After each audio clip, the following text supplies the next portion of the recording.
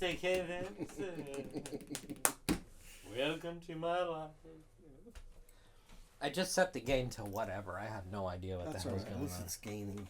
How does this look and sound? I don't know. I can't see it. Let's get the... Okay, how does it look? Oh, it looks like, look. Hey, look. What? Right. Oh my god! Why would we ever do something that we never do? No, I don't know. No, I'll be honest with you. Have you ever thought about that? I mean, like... Practicing? Yeah, you just do it. Like, at this stage in your career... I hate practicing. Yeah, there's no need to practice. Yeah. You know, I wouldn't mind being in a band, but I don't want to learn any songs. No, exactly. You want to be... And I don't mean to be like, oh, don't practice because you do need to practice. What I mean is, like, you need to practice in order to... get to the point where you don't need to practice. So like, and then you're gigging so much. What I'm trying to get at is you're gigging so much that that becomes your practice. Yeah. Yeah. But I'm not gigging. But I am gigging down in my basement constantly. Are you gigging? Well, no. I'm writing. That's my gig. You write like crazy. Yeah. Yeah. You're awesome, dude. You did hear my OCD song. Yeah. Yeah, I think I you sent played to it for me. I think I finished it. I think it might have been finished. Yeah. I don't know. Yeah. That's the song one. So I'm writing another one called Black and Blue. I think it's going to be Black and Blue. Black and Blue. Yeah. I'm looking for titles of songs that aren't so I love you, you're the best. Like the typical... Just before the night comes, in the morning I'll see. Fuck that. No, I'm with you, dude. Totally. Move the microphone a little closer, maybe. Why don't you move the microphone closer? There we go. How's that? Good. This way it'll capture what we're saying. Also, We're not saying much, but it'll capture what we're saying some shit. Yeah. I don't know what the hell we're doing. No matter what I do, this phone activates in my pocket and starts to burn me. Do you need a charge? No. I have an extra No, thing. that's right. We're good. You sure? Yeah, you know. Okay. Yeah, why don't you just cover up the questions so that I have no idea what I'm doing? Exactly. I can hardly see anyway. I'm like, Yeah, what no, the you don't hell have your is glasses. this?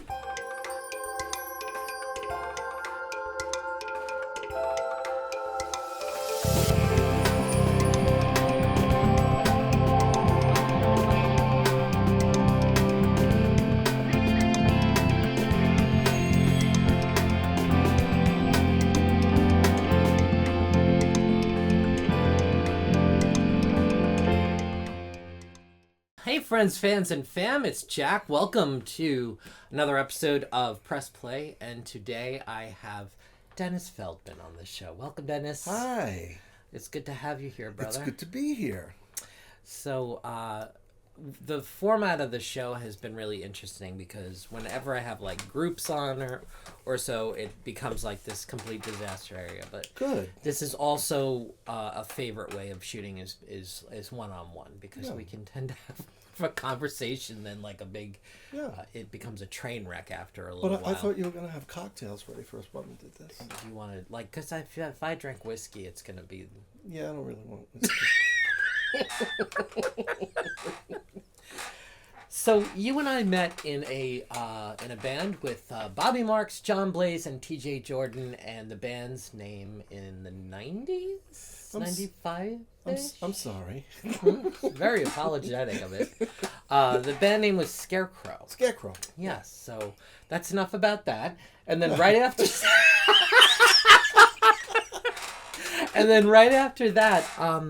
we would go to the 3-story walk up in Riverhead, and we would you had your TAC Scorpion Oh my God. console, you had racks of gear, and we would write. Me and TJ would write and record songs under. We were called I think it was called the Ice House Project. Ice House to start. Project because the studio was extremely cold. It was. It was. And also because the beer of choice was Ice House. Right. Was it Coors? I don't remember, but Bobby Marks had a furniture store, and on the third floor, the stairs would get really, really, really small. Yeah. And you'd barely be able to fit through the No, door. I remember. And he had 3 big windows in the control room, and we froze our asses off. But we made good music. Yeah, we did. We worked really hard on a number of tunes, and I think the songs that we wrote were kind of the precursor to, and we'll get to the stuff that we're doing now specifically.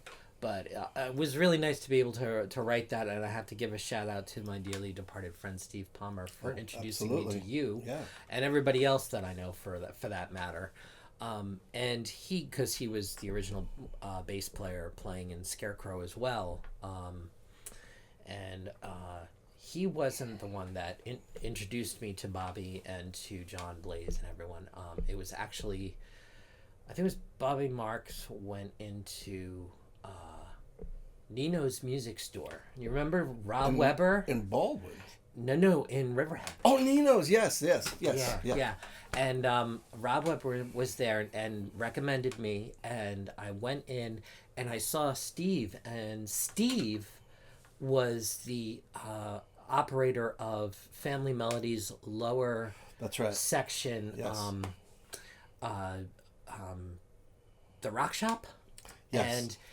And I remember being in Five Towns College. This was 1991. And I had no sounds for my DW8000. And I went in, and there was Steve with, blonde hair. Right. And I was like, I'm looking for a cassette for my DW8000. And the next week, I went in, because I would take the train back and forth to Wantagh. Steve hands it to me. He's just like, here you go, Jack. Enjoy. And I was like, what a sweet, sweet man. So anyway, that was my introduction to the Long Island rock and roll scene, was through Steve. So I walked into the Scarecrow rehearsal, and this is, he's on stage. He's like, I know you. And I'm trying my best to do an impersonation of him. Hey, what are you doing? So yeah, that's him. So Steve and I then, I guess, because he was the great networker, I met. Well, we went to high school together, Steve and I. Oh, you did? Yeah, he was younger than I, and even every time he tried to befriend me, I kind of just like, you're too young for me, kid. Get away from me. Yeah. But his father was involved in the whole music for Three Village School. Oh, he was the music right. chair. He was, Don. Yeah, was the music chair. So Steve was, Mr. Music, and I just would stay away from the music department. So, but it's funny, after we left high school, we got closer. Did you go to school with Lou Katsaros as well? I did, but these guys were younger than I was. Gotcha. So you were like a couple It might have been years? 2 years. Yeah. 2 years. So my junior. You'd be like a junior or a senior, and they would be, looking up to you. Yeah, it's kind of like being the cool guy, and I don't want to say it, but the nerds.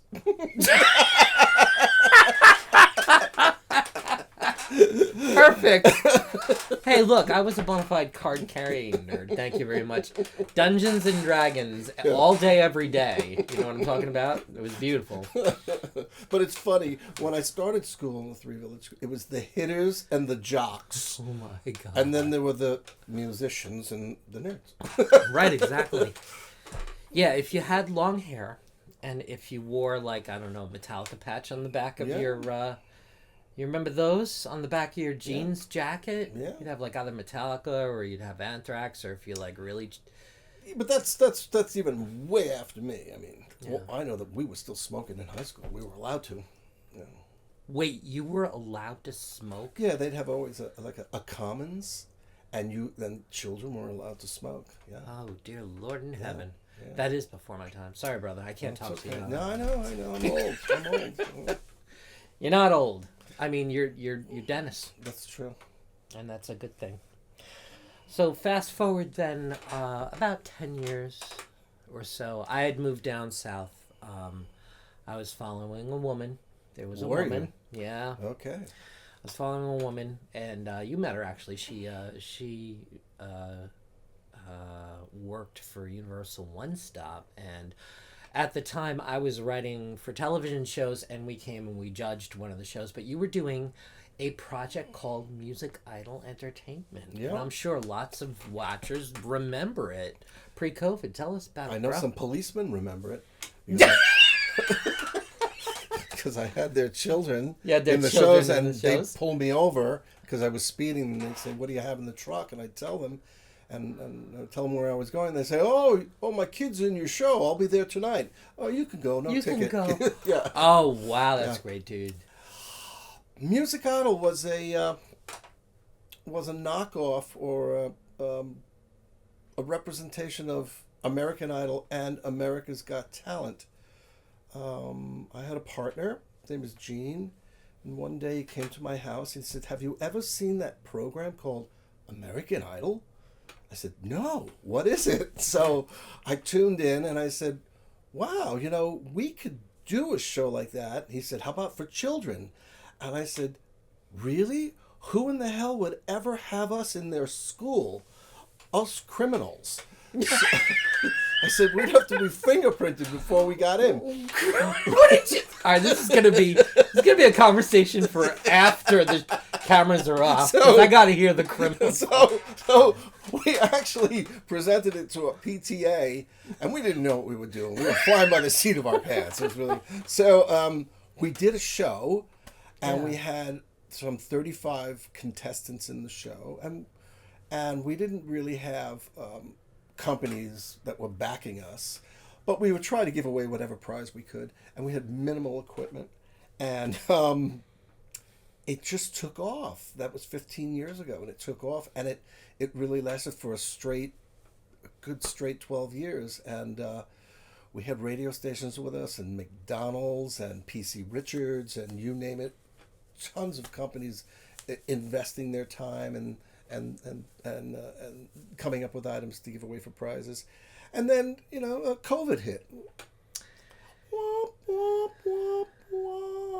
And that was the end of that, because you can't have a show without an audience. And without performers.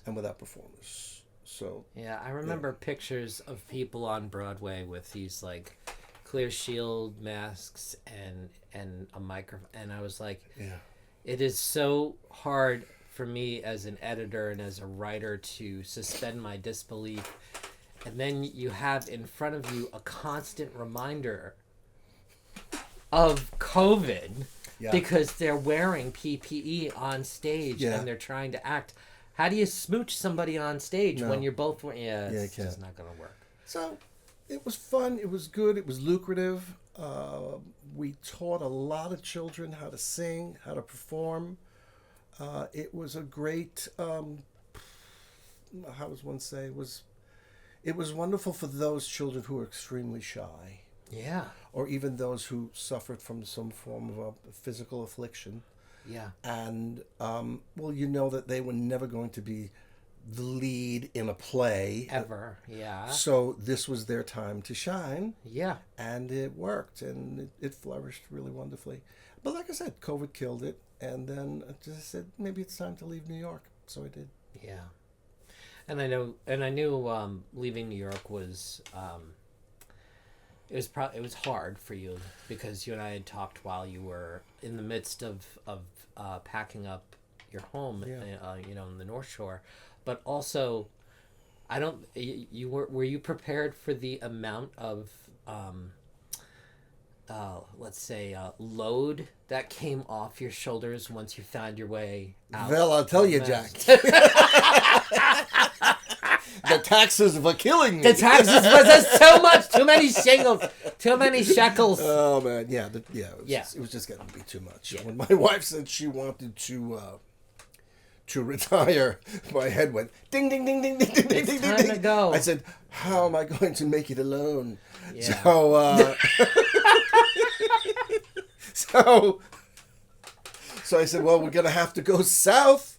That's where we're gonna have to go. Yeah. We'll be all right." She says, no, we're not. We're going up where my daughter is, our daughter." I said, "We don't want to go to Massachusetts. That's the fucking frozen tundra." It's just slightly above the Arctic Circle. So lo and behold, I'm now in Massachusetts, and the oil prices are the same in Long Island, but the taxes are less. So I'm thriving, and I'm retired, but I'm all of a sudden found my way back to writing. And that is a wonderful dovetail. That was a good segue in there, wasn't it? Man, you are an awesome interviewee, my friend. So that takes us to 2023. 2023, 2024, 2025, and I think a lot of artists, a lot of original, a lot of musicians, I pivoted my business, this thing from everything in person to everything completely disconnected, and all I would do is just take files, ingest them into Pro Tools, mix them, and send them out. Yeah. And I can't tell you how many odes to all of the first responders and the COVID, the people who were greatly affected by COVID, who were front facing, to customers and stuff, risking their lives, police, fire, and EMS and other first responders. But a lot of artists, the only way they actually got through keeping their tails on a couch and not going out and spreading this damn thing was to start composing. And you just recently, so you got signed to Lux Intus Records, and from what I understand, they're wonderful people. They are. It was like I don't know if you've ever watched the program way back when. Mr. Rogers? No, Spanky and Our Gang, or the yeah, Alfalfa. Yeah. Oh, Spanky, come Alfalfa. on, Right, really? so I'm Alfalfa, and I got signed to a deal, but the deal is I have to walk the streets with a tin cup. I have to sing the songs and make the money for the record company. Anyway. Yes, Lux Intus likes to sit on their duffs and write. Dude. I'm just like, yeah. But since you're never going to plug yourself, all right. So Lux Intus, everybody knows who the CEO and basically sole proprietor of an S corporation by the name of it. Actually, an old friend and colleague, Chris Patty, who runs Modern Voices Distribution. So I got a distribution deal after I was nominated for a couple of awards. Yeah. Took you long enough. I know, it's freaking, I'm 52, I think. Yeah, it took a little while, huh? Yeah. And Chris Patty offered me a record label distribution deal. And of course, Modern Voices Distribution goes through the Orchard. Sony Music International. Doesn't get any better than that. It doesn't get any better. It's one of the big three. That's right. So let me off your record deal, Mr. Yeah. So Jack said, "You want to sign to me?" I went, yeah. You didn't really think that too much about that. Yeah. That's good. But more importantly, the reason why you were signed was because you were creating, and I knew how you wrote, and I knew what your music sounded like, but I didn't know just how freaking talented you are with the turn of phrase, with your with the importance of musical tourism, and you delivered an album to me, and it was unbelievably good. So tell us a little bit about your writing process, how the album came about, and what the name is, and then eventually we can get to what the name means. No, I don't want to do any of that. I just came to hang out. You were just coming to hang out, have tacos with me and burrito. So again, living in Massachusetts, so there was nothing to do. So I said, well, I have this house, which took forever to get because you couldn't buy a house. Yeah. So I said, once I got the house, I said, well, I'll just get into construction because now I'm retired and I'm thoroughly bored and there's no band to play with and I'm no longer living in Long Island and I'm not comfortable in my own skin. Eventually, I migrated down to the basement and constructed a studio and loaded it with some new gear. Mm-hmm. And I said, let's go back to the thing you used to love to do when you were younger, and that's write. So finding inspiration really is just like just looking around and just pulling it out of thin air, waiting for divine intervention, or sitting on the toilet, one and the same. And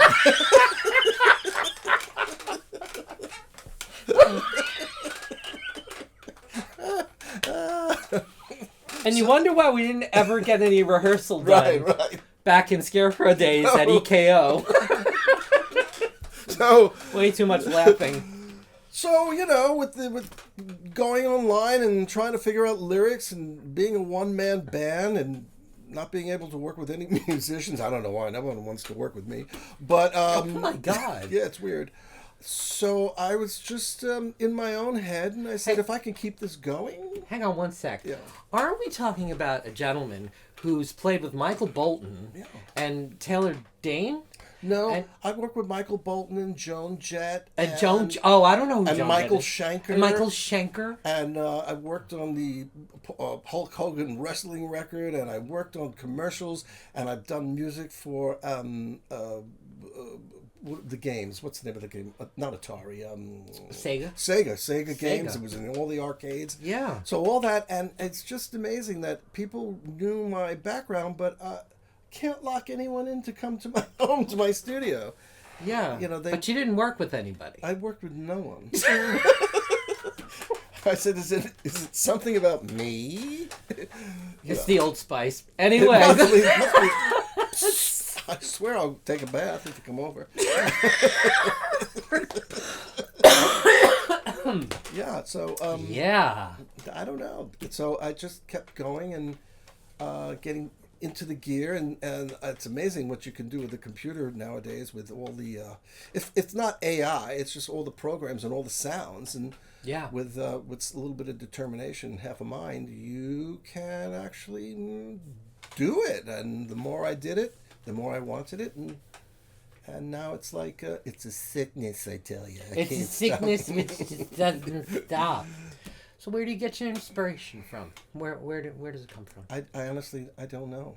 It's like just walking down the street and singing a happy tune. Yeah. It just comes to me. Yeah.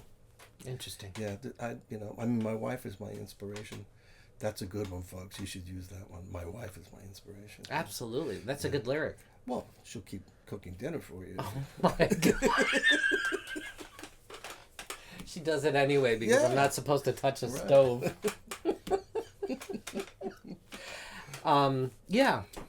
So this album passed its way onto my possession. Yeah. And I had all these mixes, and I told him, hey, look, I told you, I'm so used to talking about people in third person because I hardly ever want anybody in the studio. So this is a secret. I am an introverted extrovert. Yes, it's interesting. You know what that means, right? Yeah. I've heard. I never could figure out what that means. The yin and the yang put together. It's the yin and the yang. Yeah. I'm a Libra, so I'm balanced. I'm a Gemini. I'm out of my mind. You're freaking of two minds. Yeah. Right. Yeah. Yeah. Two suns. Yeah. I wonder if astrological symbols has anything to do with the reason why we write the songs that we write. Maybe. I'm not really sure about that. It could be. So what's next for you? Another album. Yeah. You album. Forget singles. Well, only if you tell me to put one out, then I will. Other than that, I'll just keep collecting for an album. Yeah. No, I mean, do you want to... Do you want to reveal the name of the new song, or do you want to, or the new album, or do you want to keep that in your back pocket? I don't have a title of the album, but I know one of the songs, which should be a single. It's called OCD.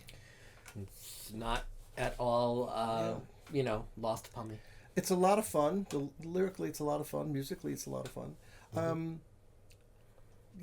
And if you haven't heard the album, then you people should get the hell out there and hear the album. And if you like, buy it. So, Dennis, where can they buy your album? I don't know. You're the record company.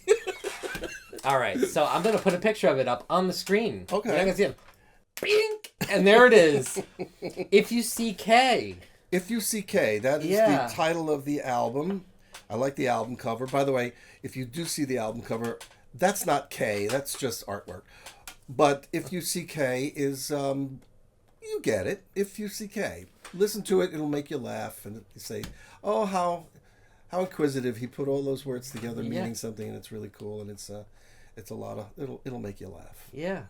And the other thing that doesn't surprise me, but bears mentioning is the fact that you had no other players on your album. The album is head to toes from pre-production to tracking to mix. was all you, brother. No one wants to come play with Denny. No, it's terrible. It's because you live in the tundra. That's what it is. Yeah, I lost my snow.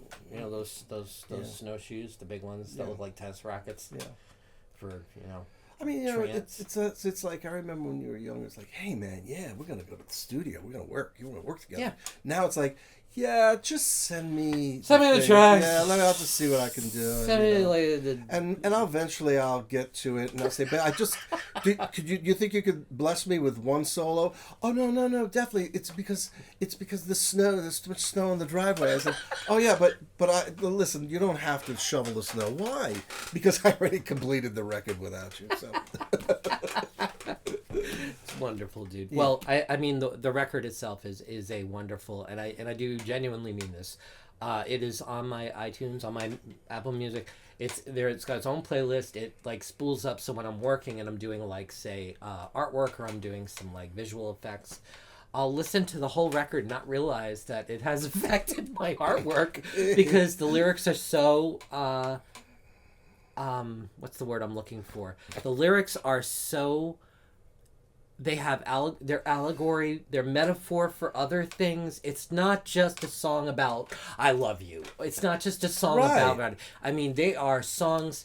This is what's important to me about this album and why I thought releasing it was such an imperative, because it is, as we are getting older, it is a discussion about all of the things that we go through, and then looking back, especially one of my favorite lyrics.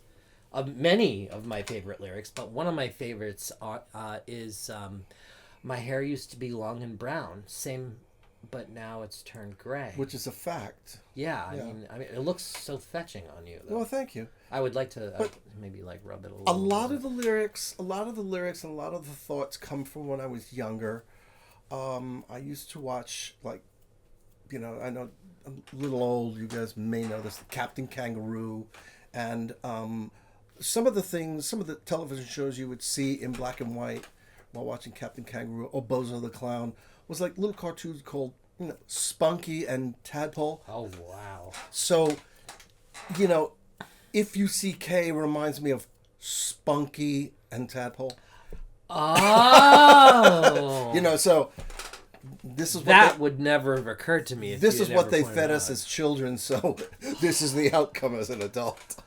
I mean, there's a lot of adult jokes flown in children's shows to keep the parents from wanting to, run. I mean, if you were a fan of Soupy Sales, then every time Fang, which was a white claw, and there would be a knock on the door, and then the music for that sequence was da da da da da da da. Little did we know, you see a balloon or a ball through the door like this. At what it really was a naked woman. Soupy Sales would be ugly. Right. So I'm like, okay, this is what they fed us as children. So this is the outcome of my music. This is why we're so twisted as human beings. Spunky and Tadpole. I still don't get that. What does that mean? Okay. Okie dokie. No, that's really what, yeah, I remember growing up and cartoons were hyper violent. Wow. I mean, have you watched uncensored freaking Tom and Jerry? Oh, really bad. And all the Warner Brothers stuff. Heckle and Jekyll? Heckle and Jekyll. Oh, now you're really. Even the Three Stooges. The Three Stooges was slapstick. Yeah. I think they were different. I think that was funny. But it's amazing. I didn't even think of this. Our upbringings and what we were, we were plopped in front of a television so that mom could take care of whatever. I was a latchkey kid, so so from a very young age, I remember mom working at, I think it was Brookhaven National Lab, and dad ran the family business with his brothers, and I was a latchkey kid, so I get home and I'm like, what do? You watch television. And what did I watch on television? I watched things that I probably shouldn't have been watching, but they were for kids. That's why they were there. It was craziness. I could watch I Dream of Jeannie all day long. Yeah. Yep. I was so in love with her. She was so hot. Yeah. So again, this is what we write about. This is what we write about. Yeah. Yeah. Somehow we write about that. Yeah. In the background there. In some of the songs. Some of the songs are hysterical on your album, to me, at least. Yeah. And because I know you. To me too. To me too. Yeah, it's fun to record it. But some of the songs are also really heartbreaking. And some are angry. And some angry. You have to get the anger out. Yeah. So it's all of the emotions put together. Yeah. And it's put together in this really nice package. And I'm very proud to have been a part of just a very small part of mastering, listening to the songs very deeply. I didn't listen to the lyrics. When I master, I'm just listening to sonics. But when I actually started listening to the lyrics and realizing, oh wow, Dennis really has something to say. It's a wonderful record. So I encourage you to stream or download it. The link will be also posted down in the description of this video since it's on YouTube. Yeah. Just wait for my next record. I'm gonna have a lot of feelings in that, and a lot of feelings, I think. But I've only have one feeling left, so there'll be a feeling. That'll be a feeling. Yeah. Sequin dress. Oh, for sure. Absolutely. Yeah. Okay. Yeah. Friends, fans, and fam. Dennis Feldman. I just thank you so much for coming on the show, my friend. It's so good to hang out with you and talk with you and talk about FUCK and our past, our history. Yeah, no, it's the best. It's good stuff. And we're two assholes going through. Yeah, just screwing around. Yeah. We don't mean a thing we're saying right now. And this is live, right? Oh yeah. Oh yeah. We're in trouble. We're trashed. We're in big trouble. We'll see you next time. Thank you so much for joining us, and peace and love, everyone. Bye. Bye now.